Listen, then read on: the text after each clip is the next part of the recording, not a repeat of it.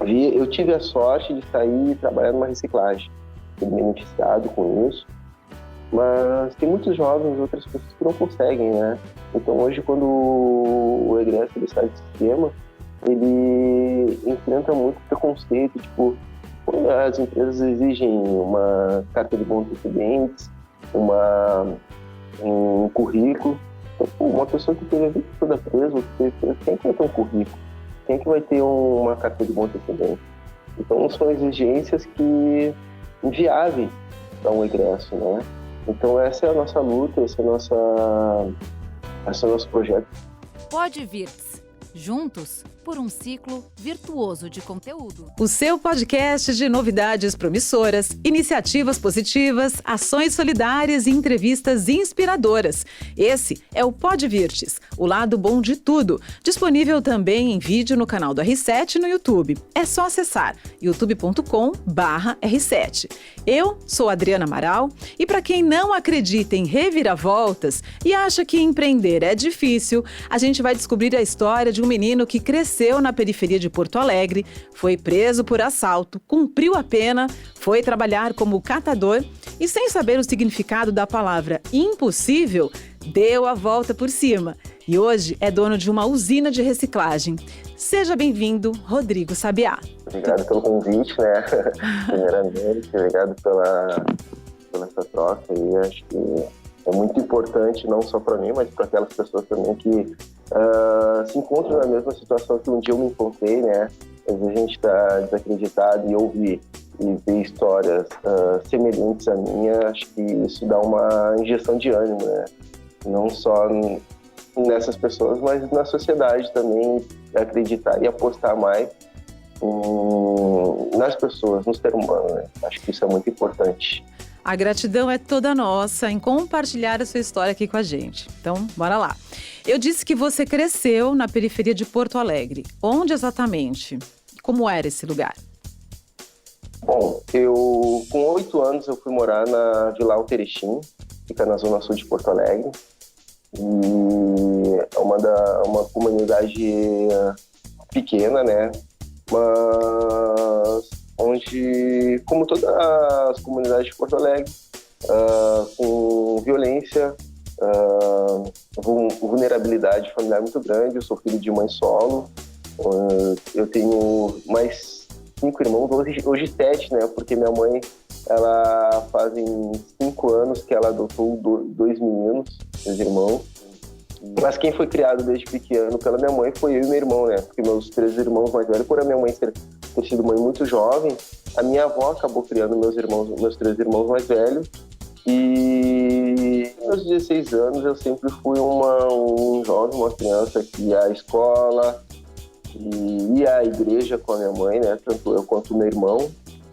Só que com 17 anos eu comecei a descobrir um outro lado, não descobrir, mas fazer parte de uma outra realidade da qual eu estava tão próxima de mim, mas que eu nunca tinha me aproximado, né? Eu sempre via amigos meus irem presos, amigos meus se envolverem com crimes, pais, irmãos, e nunca tive essa digamos, vontade, né? Com 16 anos, em 2002, eu fui preso pela primeira vez, né? Fui preso por furto, fiquei 20 dias preso, saí, tentei retomar minha vida normal, só que em 2006 eu acabei me envolvendo de uma forma mais grave, né, com o crime. Eu acabei me envolvendo, acabei cometendo assaltos à mão armada, me envolvendo de uma forma que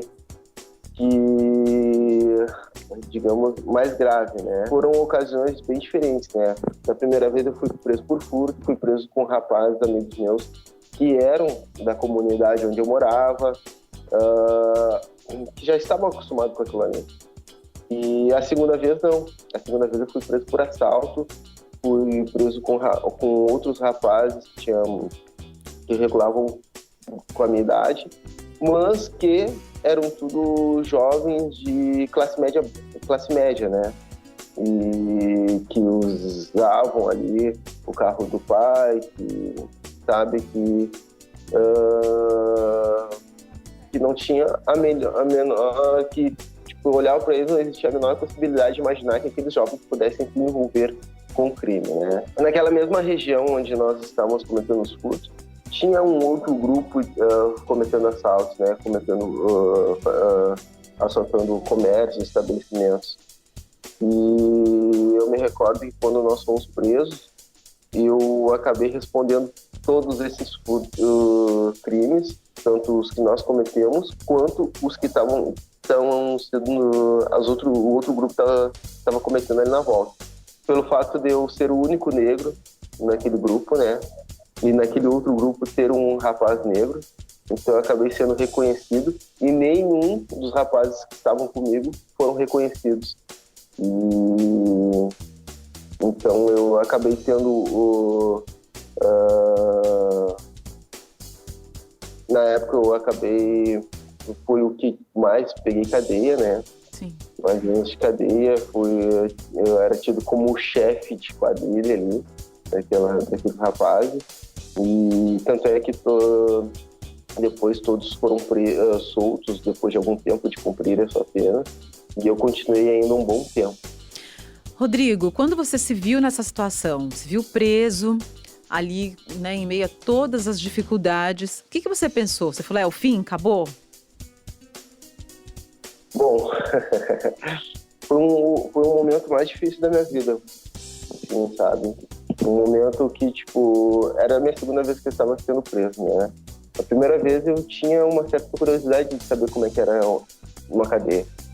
E porque eu cresci vendo, eu fui pra morar numa comunidade com 8 anos, então eu cresci vendo pessoas armadas, pessoas morrendo, pessoas indo presas, pais de amigos meus indo presos, amigos meus se envolverem com crime. Eu perdi o meu primeiro amigo, eu tinha 18 anos de idade, 17 anos de idade, pro crime, sabe? E então eu tinha aquela curiosidade de saber como é que era uma cadeia. E essa curiosidade, ela acabou a partir do momento que eu atravessei aqueles portões, né? Eu falei, eu não quero mais voltar para esse local. Uma vez foi bem traumatizante, né? Foi um momento bem difícil para mim, delicado, porque eu perdi namorada, perdi amigos. Então foi bem difícil, eu entrei em depressão, eu fiquei bem mal, eu chorei muito, né? Tinha dias e noites que eu pegava e me deitava na cama, colocava um cobertor por cima, o edredom por cima, para ninguém ver eu chorando, né? E eu olhava pelas grades, a rua, e aquilo ali me entristecia muito, fazia dias lindos de sol e eu não podia estar lá. Eu não conseguia assistir uma TV, porque os noticiários, eles passavam notícias da rua, pessoas, os parques e tudo mais, e aquilo ali mexia muito comigo. Então, cada vez que eu via aquilo ali me doía por dentro, sabe? Mas eis que surgiu um livro na sua vida, né, que se tornou um recomeço. Que livro foi esse? Somos Todos Inocentes, da Zíbia, né? A Zíbia, costumo dizer que ela me indicou um novo caminho a seguir, né? E eu lembro que foi um dia que eu tava bem chateado, bem mal, assim, assistindo os caras jogar futebol no pátio. E um dos rapazes que estava ao meu lado, ele pegou e levantou para jogar. E me deu o livro para eu segurar. E aquele título me chamou a atenção, né? Somos Todos Inocentes. E aí, a partir daquela leitura ali, eu comecei a ter uma nova visão. Começou a nascer um novo Rodrigo Sabiá, com perspectivas, com sonhos, projetos. Eu sabia que eu não ia sair naquele momento, mas eu sabia que eu poderia escrever uma nova história a partir dali, né? Eu li aquele livro em uma semana, sabe? Eu nunca tinha lido um livro, então foi a primeira vez que eu li um livro inteiro.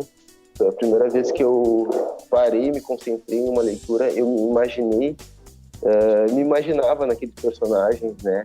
Então, e cada vez que eu ficava triste, que eu sentia vontade de chorar, eu li o livro. E a partir dali eu descobri um talento, um dom novo, né? Que é o dom da escrita. Então, passei a escrever, né? Passei a escrever poesias, poemas, frases, e comecei a traçar metas, passar por um caderno, papel, metas, objetivos, coisas que eu queria fazer fora das grades, né? Como você conseguia esses livros, Rodrigo? O pessoal viu lá o seu empenho, começaram a te doar livros, como é que foi isso? Então, o primeiro livro foi Alguém Desse Rapaz, né? Depois eu comecei a pedir para minha mãe trazer livro. Então eu mandava muitas cartas para os amigos e amigas, e as pessoas começaram a me mandar livros, né? Eu comecei a fazer um acompanhamento psicológico. Eu achava que eu precisava de alguém para conversar, para colocar para fora as minhas ideias, meus projetos, meus planos. E as próprias psicólogas que faziam acompanhamento comigo, que faziam meu atendimento, me doavam livros também, me emprestavam, né? Pô, Rodrigo, vou te emprestar esse livro para tu ler e no nosso próximo encontro tu me devolve.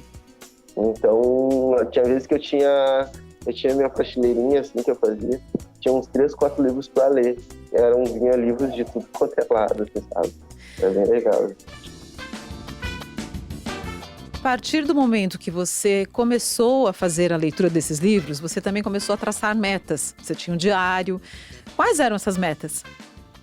Bom, eu tinha metas de voltar a estudar, fazer uma faculdade, de abrir meu próprio negócio. Eu não sabia o que ainda, mas eu queria abrir meu próprio negócio quando eu saísse, ter filhos, sabe, poder trabalhar em prol do próximo, trabalhar em projetos sociais, ter minha casa própria, ter meu carro, sabe, coisas conquistas materiais e realizações de sonhos, assim, dar uma casa própria para minha mãe, coisas do tipo, assim, sabe. E você voltou a estudar? Voltei a estudar, eu concluí meu ensino médio dentro da penitenciária, né, dentro da cadeia. E hoje eu estou fazendo... Depois que eu saí, eu tinha uma vontade de fazer uma faculdade. Eu não sabia o que ainda, né? Então, só que eu precisava trabalhar.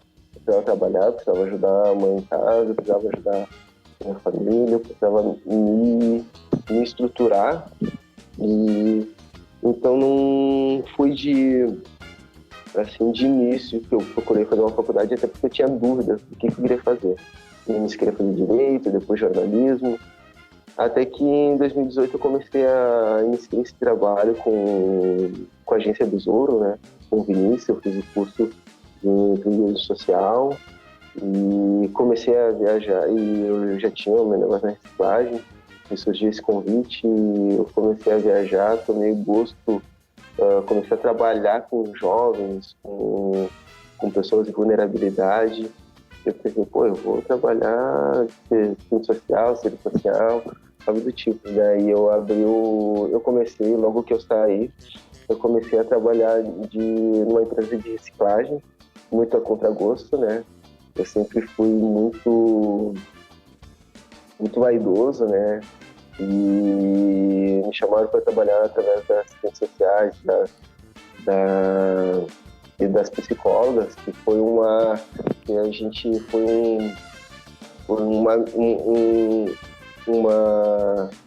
digamos, um trabalho que se iniciou dentro das penitenciárias e depois foi para o semiaberto, e hoje, eu frequento a casa delas, elas frequentam minha casa, aniversário, eu tenho contato com todas elas, assim, e é muito legal porque às vezes quando eu faço algum trabalho, quando eu faço alguma coisa, assim, ou encontro elas falam, eu lembro que tu falou que tu queria fazer isso, algo parecido, sabe? E é muito gostoso, contagiante, assim, sabe? Então, eu vou realizando os meus sonhos, né? Só que logo em seguida meu irmão também veio trabalhar comigo, né? Meu irmão também foi preso nesse período. Então, eu ia até te perguntar sobre isso mesmo, eu ia retomar um pouquinho. Você reencontrou o seu irmão antes de sair da cadeia, né? Antes de sair da cadeia. Eu estava em uma penitenciária e meu irmão estava em outra, né? Bom, e aí você saiu, começou a trabalhar, e com o tempo você levou o seu irmão para trabalhar junto com você, esse mesmo irmão? Esse mesmo irmão, ele veio trabalhar comigo. E um dia eu falei pro meu irmão, quando meu irmão chegou lá, eu falei, cara, aqui tá uma oportunidade da gente ganhar o nosso dinheiro e da gente abrir o nosso negócio. Ele começou a trabalhar, ele viu, e realmente viu que dava grana aquilo ali, que a gente podia ganhar muito dinheiro com aquilo ali. E a gente começou a trabalhar. Trabalhamos, baixamos a cabeça, trabalhava, chegava às 7 horas no serviço, saía às 7, todos os dias, de segunda a sexta, sábado a gente trabalhava até meio-dia, até que um dia o meu ex-patrão, que também tem uma história semelhante à nossa, né, que foi preso, que saiu, reconstruiu a vida, né. Eu falei pra ele, pai, ele me contou a história dele, eu achei o máximo. Eu disse, pai, quero que a minha história seja igual a dele, sabe? E daí ele pagava a faculdade com os filhos e tudo mais, e tinha a casa aqui, sabe? E tudo fruto do trabalho dele. Eu falei, não, eu quero que a minha história seja assim. Eu falei pro meu irmão, vou correr atrás. Meu irmão baixou a cabeça, começou a trabalhar, eu também. E um dia surgiu uma oportunidade de a gente abrir o nosso próprio galpão de reciclagem, né? A gente juntava o nosso dinheirinho ali, nós dava toda semana, para caso surgisse alguma oportunidade. Essa oportunidade surgiu para a gente trabalhar em uma comunidade, abrir um galpão em uma comunidade de Porto Alegre, uma comunidade era tida como uma das mais perigosas de Porto Alegre. Nós não conhecíamos nada dentro daquela comunidade, só ouvia falar da facção que tinha lá dentro, e só o medo da facção colocava medo em praticamente toda Porto Alegre, né? E nós fomos para lá, e quando a gente comentava com as pessoas que nós íamos abrir um galpão de reciclagem lá, as pessoas falavam, vocês são loucos, vocês vão lá, os caras vão roubar, vão matar, vão correr, vocês ir lá e tal. E nós vamos trabalhar. Eu lembro que a primeira semana meu irmão não conseguiu ir, eu tive que ficar lá sozinho, e um dia eu tô lá parado, os caras passaram armado na frente da reciclagem, e eu ali não sabia se eu entrava pra dentro, ou se eu me escondia, ou se eu ficava ali parado, assim, sabe?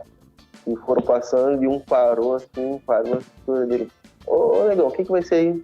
Eu disse, cara, aqui vai ser um galpão de reciclagem. Eu, reciclagem? Ele, Ele, tá. Falou. E passou, assim, deu um alívio, né?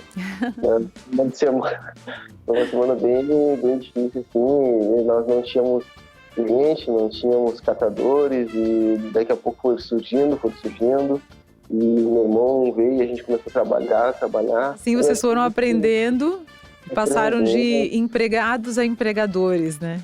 Exatamente, por lá passaram, acho que quase 50 jovens trabalhando conosco. Vocês continuam com esse negócio, Rodrigo? Então, a gente, em 2018, em 2017, eu fiz um curso técnico em administração, e logo em seguida eu fiz o curso da Besouro. Fiz o curso da Besouro, de empreendedorismo, e logo o Vinícius veio e me fez essa proposta, já que eu tinha sido um aluno, ele queria que eu fosse um professor, né? Para dar aula sobre empreendedorismo para jovens nas periferias do Brasil. E aquilo ali me encheu os olhos, falar da minha história, poder contar da minha história, poder falar para outros jovens que é possível, que eles podem abrir o negócio deles, que eles conseguem abrir o negócio deles, sabe? Daí conversei com a minha família, conversei com meu irmão, eles falaram, não, vai. E a gente acabou arrendando a reciclagem, e desde 2018, então eu passei 2018 todo trabalhando com a Besouro, com o Vinícius, né? Em 2018 encerrou meu contrato, eu meio sem saber o que fazer, né? Será que eu volto para reciclagem? Será que eu vou trabalhar com meu irmão? O que eu vou fazer? Só que eu já tinha dado um passo na minha vida, né? Eu já tinha descoberto, saber que eu podia dar aula, cara. Então foi muito gratificante, aprendi muito. Eu sempre acabo aprendendo muito com esses jovens. No ano passado também eu trabalhei no abrigo, também trabalhava num turno no CPCA, no outro turno eu trabalhava no abrigo, na Unicom, trabalhando com jovens em vulnerabilidade. E foi uma experiência muito legal, muito boa, porque durante muitos anos, desde quando eu saí, eu queria fazer um trabalho com jovens. Então, em 2014, eu conheci uma galera e então comecei a trabalhar fazer trabalho voluntário no abrigo, né? Então, durante todo esse período, eu trabalhei de forma voluntária dentro do abrigo, e em 2020 eu fui trabalhar como funcionário. Então, é um outro lado, né? Experimentar um outro lado, assim, sabe? É bem mais difícil, bem mais puxado, bem mais exigido também, né? Tem um compromisso maior. Eu quero aproveitar que você falou do Vinícius da Besouro para lembrar a galera que está nos ouvindo agora que quem não escutou nosso podcast com ele, ouça. Tem um papo muito legal com o Vinícius, com dicas sobre empreendedorismo, que eu acho que é bem bacana de compartilhar com todo mundo.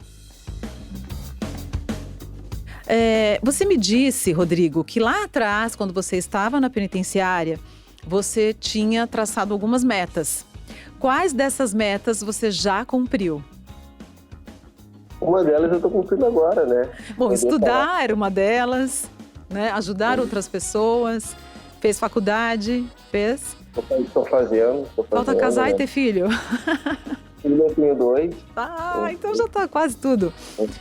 E eu sempre falava, eu ouvia muito, né? Aquela frase que bandido bom é bandido morto. E eu sempre falava, eu vou provar para essas pessoas que o bandido bom não é o bandido morto, é aquele que se ressocializa. E eu vou correr atrás, vou lutar para provar para mim mesmo e para outras pessoas que é possível, né?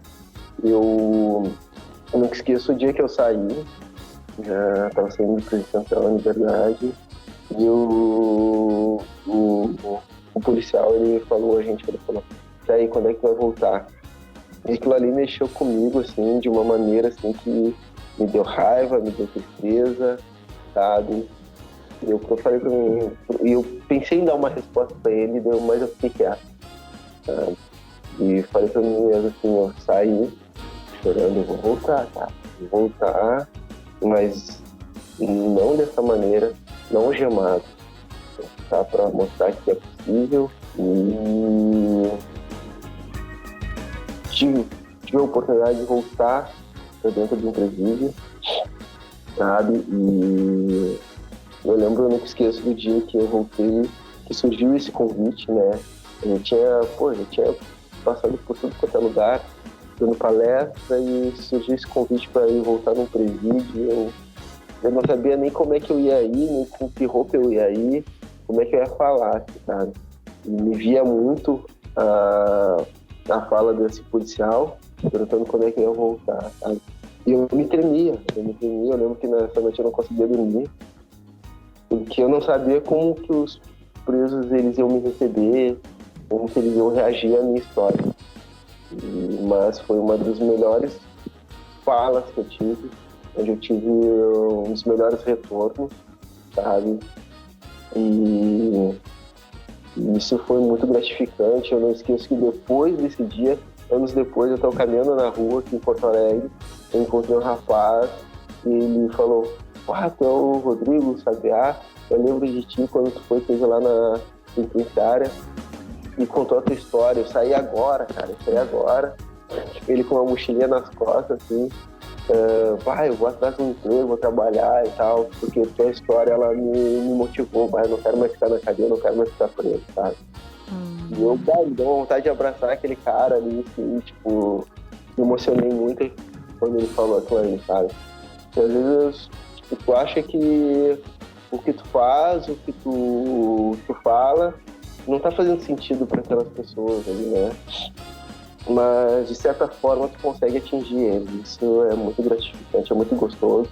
Acaba te dando uma injeção de ânimo para que tu corra atrás, para que tu continue nessa tua ideia, nessa tua jornada.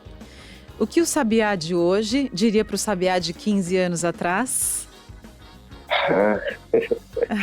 Aproveita as oportunidades. Olha, eu já estou sabendo que uma dessas metas que você atingiu foi a compra da tão sonhada casa própria. Conta.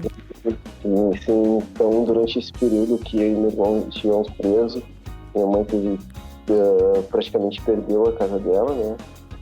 E E eu sempre sou o jogador de futebol, quando ele começa a ganhar dinheiro, ele quer dar uma casa própria para a mãe, né? E eu e meu irmão, quando a gente começou a trabalhar, que a gente viu que a gente podia ter condições, a gente falou, vamos dar uma casa para nossa mãe. E, e a gente conseguiu dar uma casa para ela, sabe? Foi um baita de um sonho realizado. E temos muito preconceito, tá? Muito preconceito por a gente trabalhar em uma reciclagem. A gente trabalhou sujo, sabe? Eu lembro que a gente não tinha carro, não tinha moto, a gente ia aqui no banco e as pessoas não queriam sentar ao nosso lado por a gente estar suja ali. E eu tinha muita vergonha disso, depois eu falei, não vou ter vergonha disso, eu tô trabalhando, sabe? E através desse trabalho eu pude ajudar muita gente.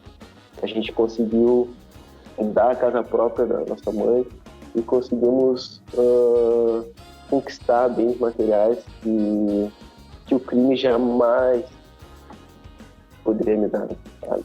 Jamais. Tipo, chegar na loja, poder comprar um carro e viajar. Então foi tudo fruto desse trabalho, foi tudo fruto da reciclagem. Bom, você disse que sofreu bastante preconceito por trabalhar com reciclagem, mas ainda assim você empregou muitas pessoas, ajudou muitas famílias através desse emprego. O que você diria, né? Qual recado você daria para outros possíveis empregadores que possam ajudar essas pessoas que também precisam de trabalho? Eu tive a sorte de sair e trabalhar numa reciclagem. Fui beneficiado com isso. Mas tem muitos jovens, outras pessoas que não conseguem, né? Então hoje, quando o egresso ele sai do sistema, ele enfrenta muito preconceito, tipo, as empresas exigem uma carta de bons antecedentes, um currículo. Então, uma pessoa que teve a vida toda presa, quem que vai ter um currículo? Quem que vai ter uma carta de bons antecedentes?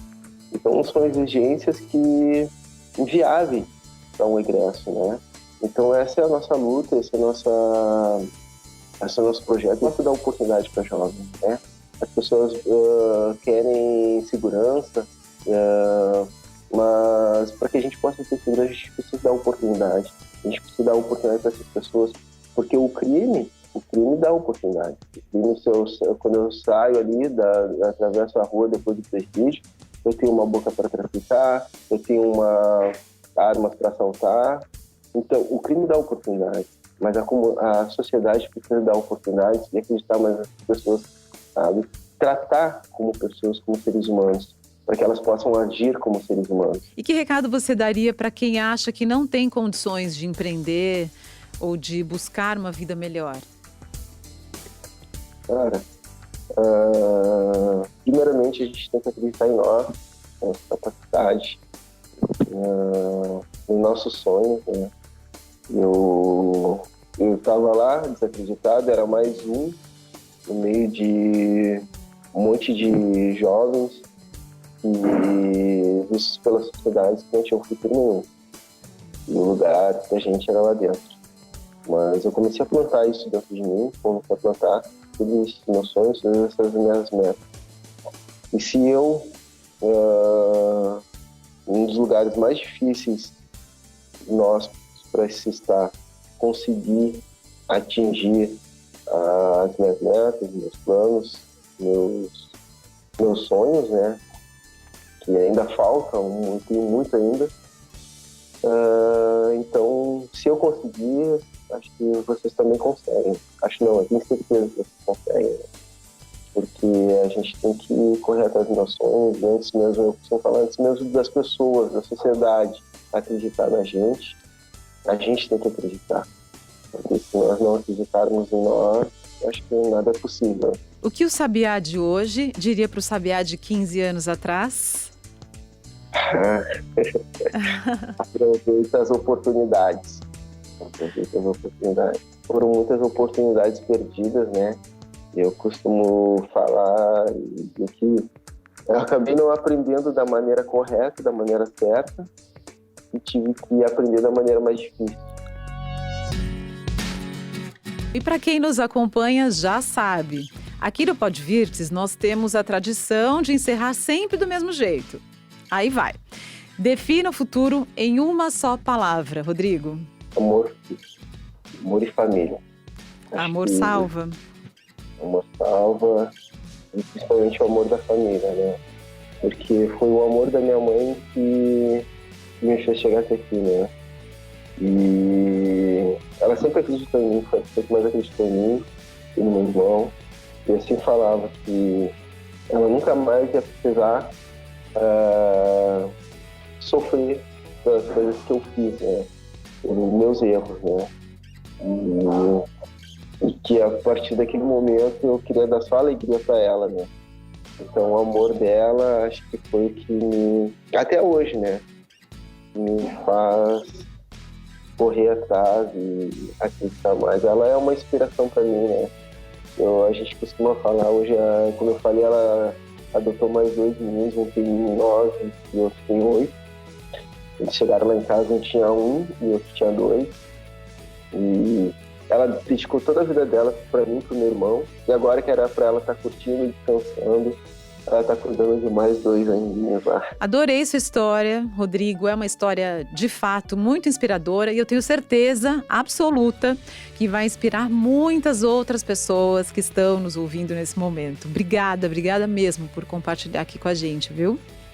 Eu agradeço a oportunidade aí, poder contar um pouco da minha história, de falar um pouco de mim, dos meus projetos, dessa minha luta, né, constante, dos meus sonhos. E acho que isso é muito importante para que eu não sou uma exceção, né?